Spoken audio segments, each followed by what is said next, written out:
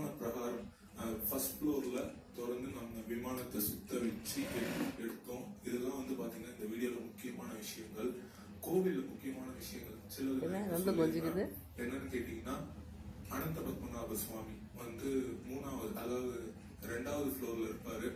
அவர் வந்து பாத்தீங்கன்னா அந்த ஒரு சன்னதியில பிரம்மா, விஷ்ணு, சிவன் 3 மூர்த்திகளுமே இருக்காங்க ஒரு சன்னதிக்குள்ளேயே. இது வந்து இந்தியாலே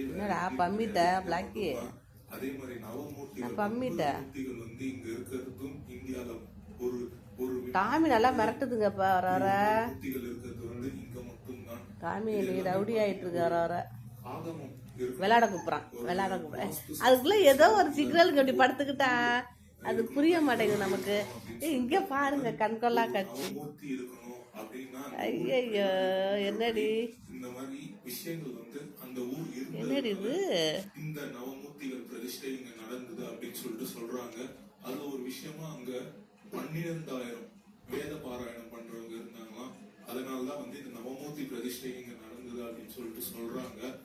இது எல்லாமே வந்து அதே மாதிரி இந்த ஊர்ல இருக்க வேண்டிய இடங்கள், இந்த ஊர்ல ஆறு எப்படி இருக்கணும், மேடு எப்படி இருக்கணும், பள்ளம் எப்படி இருக்கணும், அது எல்லாமே வந்து சரியா இருந்ததுனால அந்த ஊர்ல இந்த கோவில் அமைக்கப்பட்டது அப்படின்னு சொல்லிட்டு சொல்றாங்க.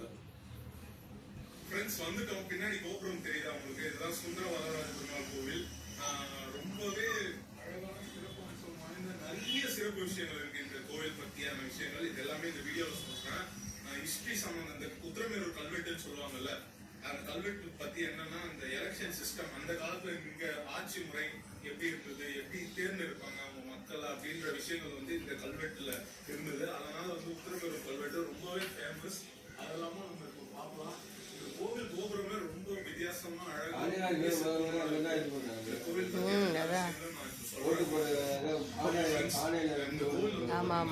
உத்திரமேரூர் பஸ் ஸ்டாண்ட் ரொம்ப பக்கத்துலயே இருக்கு.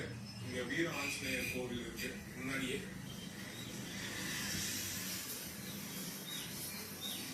நீங்க பாருங்க, பார்க்கடல் கரைதான்ல அந்த சிற்பம் எல்லாம் சூப்பரா இருக்கு. உங்களுக்கு தெரியும்னு நினைக்கிறேன்.